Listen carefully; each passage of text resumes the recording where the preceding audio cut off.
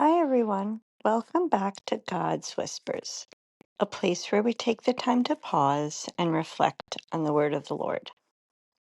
If you've been following along, I'm still sticking with the Gospel according to John.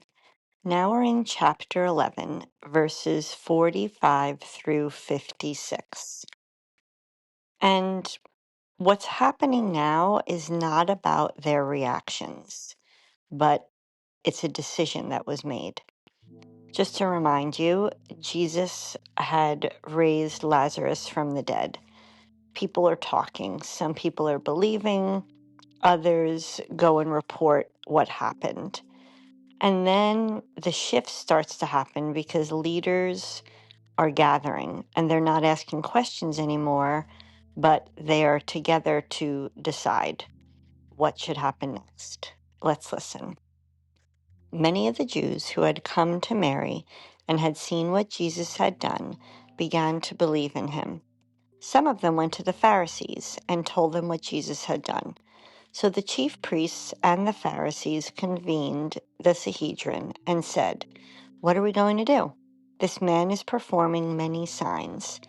If we leave him alone, all will believe in him, and the Romans will come and take away both our land and our nation."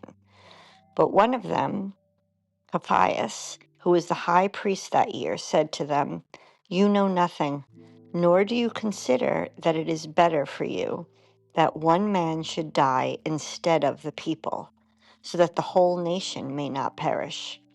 He did not say this on his own, but since he was the high priest for that year, he prophesied that Jesus was going to die for the nation. And not only for the nation, but also to gather into one the dispersed children of God. So from that day on, they planned to kill him.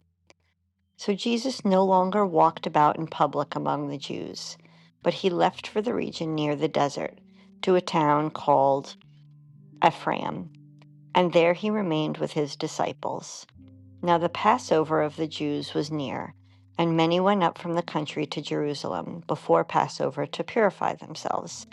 They looked for Jesus and said to one another as they were in the temple area, "What do you think?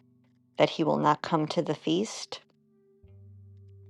So I think that's pretty intense that the high priest says it's better for one man to die than for the whole nation to be destroyed. There was a decision that was made, and that's where it hits us. Because sometimes decisions aren't made out of truth. They're made out of fear, pressure, maybe what feels safe. They weren't just rejecting Jesus. They were protecting what they thought mattered the most. And from that moment on, everything moved towards the cross. And maybe that's the question for us to think about. What influences the decisions that we make?